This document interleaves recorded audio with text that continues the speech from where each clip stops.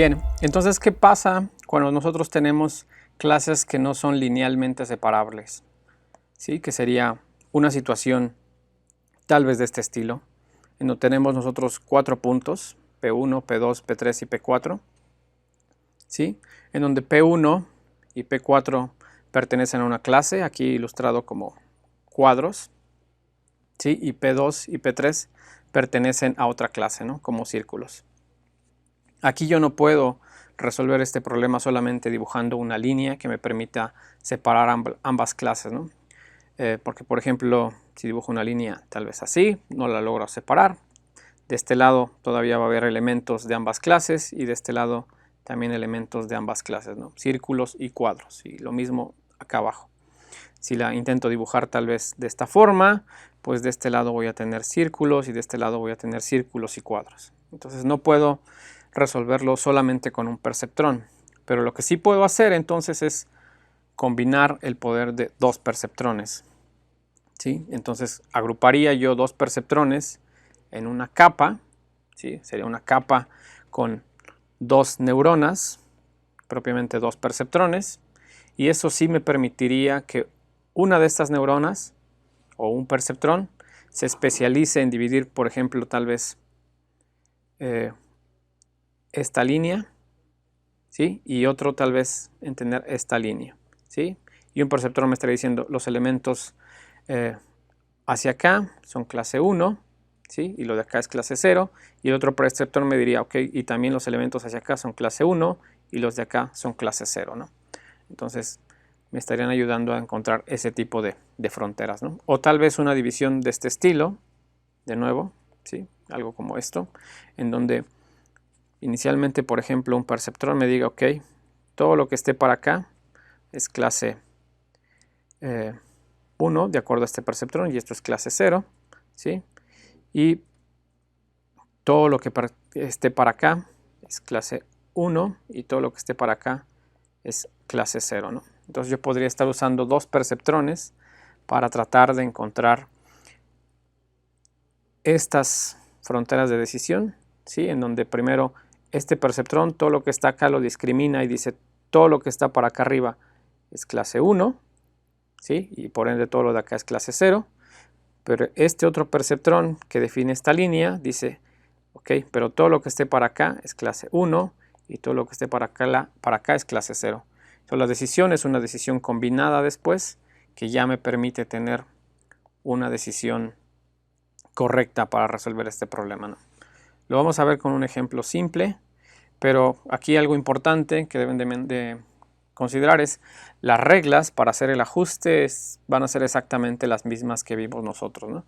Los nuevos pesos para ajustar uno de las neuronas o uno de los perceptrones va a seguir empleando la misma regla que nosotros vimos, ¿no? Que es el peso nuevo va a ser igual al peso anterior con un incremento regulado por la tasa de aprendizaje, el signo del error realmente y esa muestra que yo le estoy presentando al perceptrón. Y los sesgos igual, la regla es exactamente la misma, el nuevo sesgo va a tener un incremento de acuerdo a la tasa de aprendizaje y el error, ¿vale? Ahora esta regla de aprendizaje, ustedes algo similar ya vieron con la regresión lineal y la regresión logística. No es coincidencia, a veces se le conoce también como regla delta porque realmente este es el delta a veces que se le agrega a los parámetros que estamos ajustando. Y esta regla delta está inspirada en trabajo desarrollado por Widrow y Hoff, ¿sí? Que se conoce igual así, de este tipo de aprendizaje, se conoce como aprendizaje Widrow-Hoff, que también si van a ver el libro de Neural Network Design, encontrarán más detalles de qué otras aplicaciones tiene. Lo que es importante también, y aquí tal vez comenzando un intermeso, es el trabajo de Widrow y Hoff.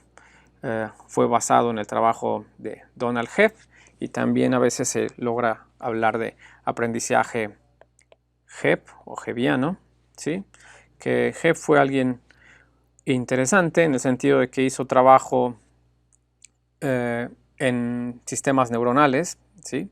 Para tratar de entender cómo es que los humanos reaccionamos a ciertas situaciones o nos comportamos, porque realmente Hebb era alguien que se dedicaba a escribir novelas, pero para hacer un poco más realistas sus novelas o los personajes que estaban en esas novelas, se dio a la tarea de entender cómo es que los humanos reaccionamos a distintas situaciones, cómo es que tal vez aprendemos, y parte de su trabajo, bueno, igual ayudó no solo al mundo del aprendizaje de máquina y la inteligencia artificial, al postular ciertas teorías de cómo es que se da el aprendizaje en sistemas neuronales, sino también tal vez a entender un poco más las condiciones famosas que de Pavlov, ¿sí? De cómo es que los sistemas, en este caso por ejemplo un sistema vivo como un animal,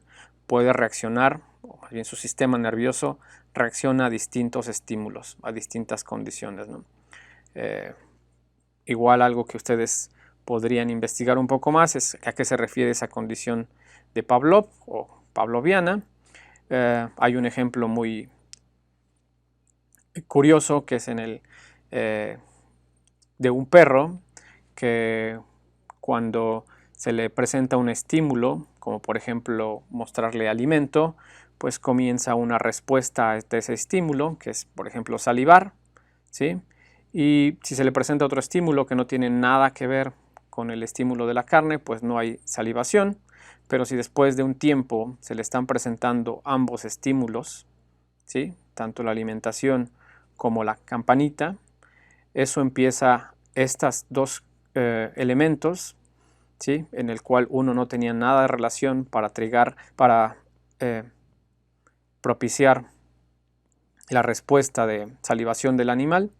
Ahora estos dos elementos combinados ya empiezan a motivar esta respuesta del perro a estos dos estímulos, y se puede llegar al caso también en que un estímulo que inicialmente no tenía nada que ver para dar inicio a esta respuesta del animal, ahora ya solamente el estímulo por sí mismo, sin tener el elemento de la alimentación, ya puede llevar igual a dar esta respuesta, ¿sí?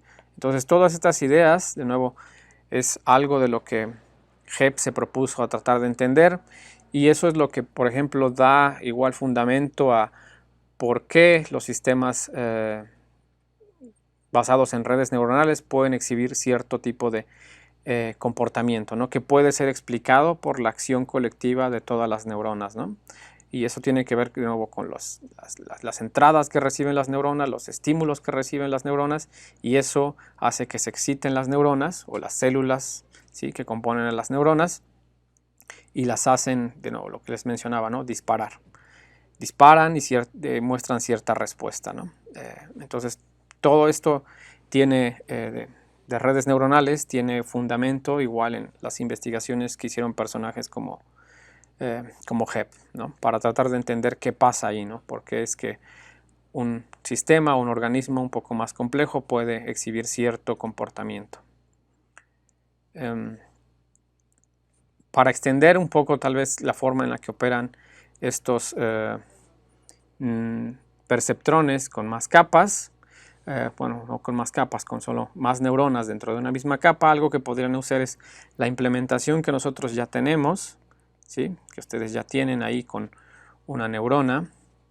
Podrían tratar de extenderlo usando esta representación matricial y vectorial para tener tal vez una capa compuesta de dos o más perceptrones, ¿no? Y probarlo con distintos ejemplos, tal vez con datos reales o datos que generen ustedes de manera ficticia para las entradas de su perceptrón, ¿sí? Que en este caso sería una capa de perceptrones. Eso podría ser un ejercicio interesante que ustedes podrían hacer, y solamente recordar que las reglas de actualización serían exactamente las mismas, ¿no?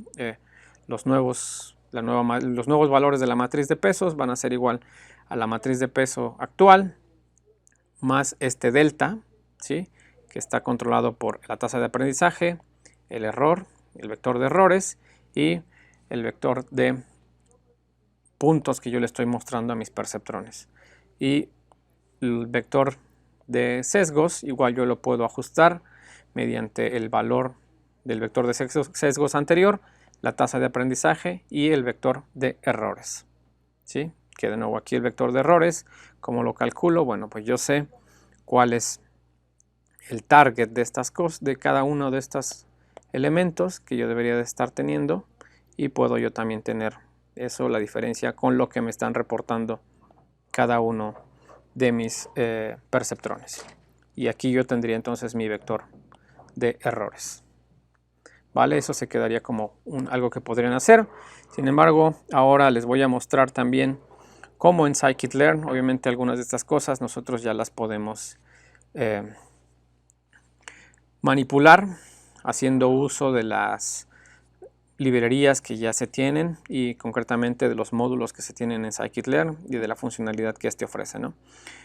Algo que ustedes pueden explorar más es, dentro de scikit-learn tenemos una serie de modelos basados en redes neuronales, de nuevo para aprendizaje supervisado, y ahí uno de los modelos más comunes es el perceptrón multicapa, ¿sí? Que igual vamos a ver ahora en unos minutos más la parte de un algoritmo muy común o muy famoso dentro de el área de redes neuronales que permite entrenar este tipo de perceptrones, que es el algoritmo de retropropagación hacia atrás o backpropagation. Pero bueno, en scikit-learn y ustedes ya tienen acceso a ese tipo de modelos, donde de nuevo van a ver que van a tener aquí sus elementos de entrada, ¿sí? Que son, aquí los mencionan ellos solamente como x1 hasta xn, pero para nosotros podrían ser p1 hasta pr, si recuerdan, ¿sí? Y estos van conectados a neuronas, a1, a2, acá, nosotros los llamamos neuronas hasta la neurona S, y tienen una salida, ¿no? Entonces exactamente lo mismo, y pueden importar funcionalidad para resolver problemas de clasificación, como ya lo vimos con el perceptrón, ¿sí? O para problemas de regresión, ¿sí? Recordando que las redes neuronales nos van a permitir resolver problemas de cualquiera de este tipo de situaciones, clasificación o regresión. Dentro de clasificación, un modelo que vamos a ver ahora es MLP Classifier, que de nuevo es Multilayer Perceptron, ¿sí?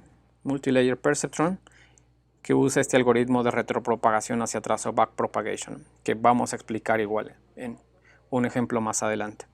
Pero ahora también, ya que vamos a ver un poco esta parte de cómo usar scikit-learn para generar una arquitectura de red neuronal un poquito más elaborada, también mencionar que en scikit-learn yo también puedo definir distintas funciones de activación, ¿no? Y ustedes verán ahí que, por ejemplo, por defecto, la que usa es ReLU, ¿sí? Pero también hay otras funciones, ¿no? Ya vimos identidad, hablamos de la logística, de ReLU, y tiene una más que es la tangente hiperbólica, que luce algo de este estilo, ¿no? Sí, que igual aquí las salidas son mapeadas a valores continuos en el rango entre -1 y 1, ¿vale? Entonces es una función de activación más que está disponible ahí en scikit-learn. Entonces ahora pasamos a ver cómo sería el uso de scikit-learn para generar este tipo de arquitecturas de redes neuronales. Bien, entonces, ¿cómo creamos ahora con scikit-learn una red neuronal sencilla para resolver un problema de clasificación en donde las clases son no linealmente separables? Bueno, lo que vamos a hacer es importar las librerías, ¿sí? Por ejemplo, vamos a importar de entrada NumPy, y de scikit-learn vamos a importar la funcionalidad de redes neuronales,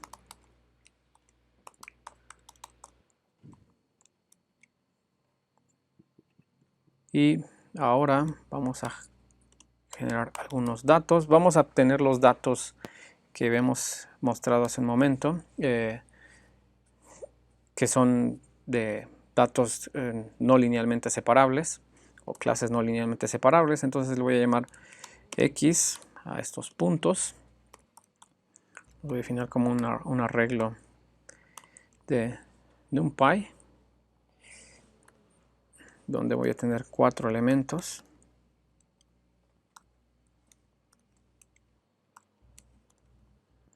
¿Sí? Donde el primero va a estar dado por las coordenadas 0,0, el segundo por 0,1, 0,1,0 y el cuarto 1,1. Y aquí estos datos van a estar asociados a las siguientes clases o categorías, ¿sí? Que sería, primero es a la clase 0, segundo es a la clase 1, tercero clase 1 y cuarto clase 0. ¿Vale? Entonces ya tengo yo aquí mis datos con los que voy a probar inicialmente cómo es que una red neuronal muy sencilla me puede ayudar a dividir resolver este problema de clasificación. Lo que voy a hacer ahora es generar mi modelo de red neuronal, y para eso le voy a decir que mi modelo se genere utilizando the scikit-learn de la parte de Neural Network.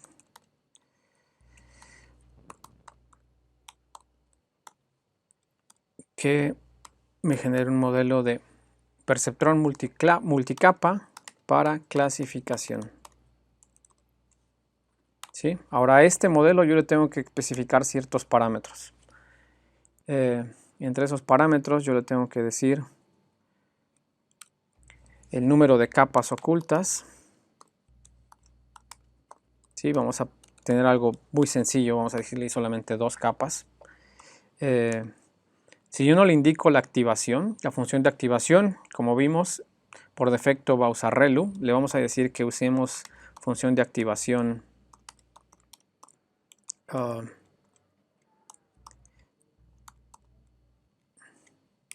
algo diferente. Le voy a decir que use la tangente hiperbólica. ¿Sí? Es otro tipo de función de activación. Le voy a indicar también que la tasa de aprendizaje, ¿sí? Que comience tal vez con un valor, no sé, de 0.1. Y le voy a decir que un máximo número de iteraciones que sea igual a, no sé, un valor de 100. ¿Ok? Con esto ahí nada más estoy especificando el modelo. Y ya tengo un detallito aquí. Con esto solamente especifico el modelo. Es que es hidden layer en bajo sizes, y esto es igual a esto.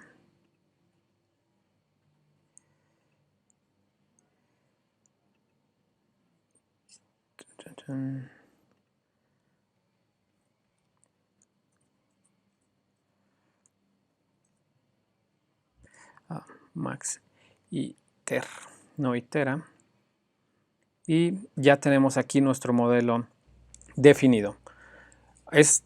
Esta parte solamente me está, si dan cuenta, especificando una arquitectura general, que es una red neuronal para clasificación con 2 capas ocultas. Las funciones de activación son tangente hiperbólica. Va a emplear esta tasa de aprendizaje y con un número máximo de iteraciones igual a 100. ¿Vale? Hasta ahí es lo único que hemos definido. ¿Sí? Ahora, para ajustar el modelo y propiamente hacer el aprendizaje, lo que tenemos que hacer es decirle que el modelo lo ajuste. ¿Sí? ¿Y qué es lo que va a ajustar? Bueno, estos datos X lo ajuste de acuerdo a estas salidas reportadas en Y. ¿Sí? Y cuando hacemos eso, me está dando un detallito que es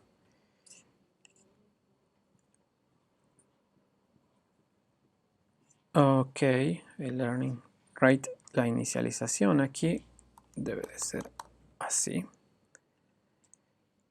Y ahora sí ajusto mi modelo, ¿sí? Mi modelo de aprendizaje basado en una red neuronal, ya lo ajusto a estos datos, a X y Y. El detalle que yo tenía aquí anteriormente es que tenía que yo darle una inicialización a mi tasa de aprendizaje solamente. Es el parámetro propiamente como lo maneja este clasificador. Entonces aquí ya tengo mi modelo ajustado y por ejemplo yo ya podría comenzar a predecir. Aquí ya concluyó el aprendizaje y ya puedo yo comenzar a predecir qué es lo que me estaría arrojando mi modelo. Le digo que el modelo que me prediga, por ejemplo, a qué clase pertenecería, por ejemplo, vamos a comenzar con todos mis puntos, ¿no? Decirle, dime a qué clases pertenecen todos mis puntos, de acuerdo a lo que tú has aprendido. Y aquí parece que todavía está cometiendo un pequeño errorcito. El último punto, se dan cuenta, lo sigue considerando en clase 1, siendo que debería de ser clase 0. ¿Qué puedo hacer ahí? Yo, bueno, pues puedo mejorar varios elementos, ¿no? Puedo mejorar, por ejemplo, la arquitectura, la tasa de aprendizaje, tal vez cambiarla. Me marco ahí un warning, tal vez la tasa de aprendizaje alcanzó el máximo, no logró aprender muy bien, todavía no aprende nada bastante bien. Vamos a probar con tal vez un mayor número de iteraciones. Y vamos a ver qué nos predice. No está prediciendo nada bien. Algo que yo sé que funciona para mejorar esto es indicarle que el mecanismo de aprendizaje además implemente algo que es descenso por gradiente estocástico, que es algo de lo que igual vamos a hablar ahora. Entonces le digo que implemente eso y que ahora me prediga, y ahora sí ya me está prediciendo bien, ¿no? Me está diciendo, a ver, el primer dato pertenece a clase 0, el segundo a clase 1, el tercero a clase 1 y el cuarto a clase 0. ¿Vale? Entonces algo que les quería ilustrar también es, a este modelo también yo le puedo indicar el método que yo quiero utilizar para resolver, para ajustar los parámetros, ¿no? Y en este caso yo le dije es un descenso por gradiente estocástico, que es de lo que vamos a hablar ahora que les explique igual cómo funciona el algoritmo de retropropagación hacia atrás, ¿no? O backpropagation. Pero bueno, entonces aquí ya tenemos nuestro modelo ajustado, ya está prediciendo bien. Y también yo le puedo pedir que me indique las probabilidades de cada objeto a pertenecer a las distintas clases. ¿Sí? Le pongo aquí modelo.predict proba, ¿sí? Las probabilidades de cada uno de esos puntos a pertenecer. En este caso solamente tengo dos clases, ¿no? A alguna de esas dos clases. Y aquí me está expresando eso, ¿no? Por ejemplo, me dice el primer punto tiene una probabilidad de 0.98 de pertenecer a la clase 0 y de 0.12 a la clase 1. El segundo punto tiene una probabilidad de 0.02 de pertenecer a la clase 0 y de 0.97 a la clase 1, ¿no? Y así sucesivamente, y por eso es que me está arrojando este tipo de valores. Podríamos probar, por ejemplo, si regresamos al caso en el que teníamos este número de iteraciones sin indicar ese solver, preguntándole por qué se está equivocando. Creo que aquí, a ver, le pido que prediga. Parece que aquí ya cambió varias cosas. Entonces, déjenme ver si aún bueno, aquí ya está dándome bien las predicciones, ¿no? Entonces, pero podrían probar ustedes cambiando este tipo de cosas, ¿no? Por ejemplo, vamos a cambiarle la tasa de aprendizaje. Vamos a dejarle, de hecho, menos número de iteraciones. ¿Sí? La idea es que ustedes puedan probar cambiando distintos parámetros y ver por qué de esas respuestas, ¿no? Por ejemplo, aquí de nuevo el modelo ya está cometiendo un error con el último dato. Veamos por qué. ¿Cuál es la razón de que está cometiendo ese error, ¿no? Bueno, de entrada porque este último dato, de acuerdo a las probabilidades, lo que está expresando aquí es ese último dato con lo que ha aprendido, parece que tiene mayor probabilidad de pertenecer a clase 0 que clase U. Déjenme actualizar esto. Este es el último dato, ¿no? Esto es lo último, ¿sí? Si dan cuenta con esa configuración, este último aprendizaje, las probabilidades pues ya no están tan bien definidas, ¿no? Algunos con punto 98, otras con punto 0, 2, etcétera, sino que aquí este modelo lo pusimos a aprender en un entorno un poco más restrictivo, una tasa de aprendizaje mucho menor, al punto 0,1, le redujimos el número de iteraciones, lo hicimos, de hecho este es el warning que nos está diciendo aquí, que alcanzó el máximo número de iteraciones, sí, pero que todavía no convergía a los valores óptimos. Y sin embargo con eso pues ya nos puede dar algunos resultados, ¿no? Y en base a eso que aprendió nos está diciendo que a la hora de predecir esos puntos, por ejemplo el primer punto, la probabilidad de que pertenezca a la clase 0 es 0.56 y a la clase 1 0.43. Si se dan cuenta ya no es tan grande las diferencias en las probabilidades, ¿no? Aquí es 0.56 y 0.43, en el segundo es 0.40 y 0.59. En el tercero 0.37 y 0.62. Estos tres primeros están bien de acuerdo a lo que teníamos. Este es el punto en el que se está equivocando, ¿no? ¿Por qué? Porque lo que ha aprendido hasta ahora le dice que la probabilidad de que pertenezca a la clase 1 es 0.68 comparado a 0.31 de pertenecer a la clase 0, ¿no? Pero de nuevo esto se ha dado porque al modelo le pedimos o lo forzamos a que aprendiera con una tasa de aprendizaje muchísimo menor, lo que implica que el ajuste de los pesos es más lento, ¿sí? Y por lo cual va a requerir más épocas, o aquí como lo llaman igual iteraciones. Pero nosotros dijimos no, lo vamos a restringir a que solamente sean 10 iteraciones. Vamos a ver qué pasaría, por ejemplo, si le dejo 1000 iteraciones y aún así con esa tasa de aprendizaje, ¿no? Vamos a ejecutar de nuevo todo esto. Vamos a ajustar el modelo, ya lo ajustó. Vamos a ver si aquí sí aprendió. Aquí, a pesar de que le dejamos esa tasa de aprendizaje pequeñita, le dimos ya más iteraciones y aquí sí ya encuentra el conjunto de parámetros que le permite calcular este tipo de probabilidades, ¿no? Estar más seguro ahora sí de que el punto 0 o el primer punto pertenece a la clase 0, de que los puntos 1 y 2 pertenecen a la clase 1 y de que el último punto pertenece a la clase 0, ¿no? Pero eso de nuevo se logró porque le dimos mayor flexibilidad. Le dijimos al modelo, ok, ya no tienes solamente 10 épocas para aprender, tienes hasta 1000 épocas para aprender. Ok, entonces este modelo que implementa scikit-learn para red neuronal de clasificación, de nuevo, yo lo puedo definir de esta forma: su arquitectura, su tasa de aprendizaje, el máximo número de iteraciones, e incluso algo que vimos, el solver, ¿no? Que lo habíamos definido algo como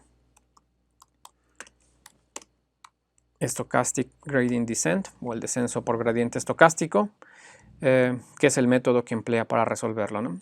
Ahora ese también implementa un modelo de aprendizaje que es basado en backpropagation o retropropagación hacia atrás, que es lo que vamos a explicar en las siguientes partes de este módulo. Vamos a explicar cómo es que funciona eso, que es un algoritmo icónico dentro de las redes neuronales, el de propagación hacia atrás, que es algo que implementa esto de acuerdo a la documentación que vimos en scikit-learn, ¿vale? Entonces de eso ahora vamos a explicar cómo funciona ese algoritmo y qué implica también esto de Stochastic Gradient Descent.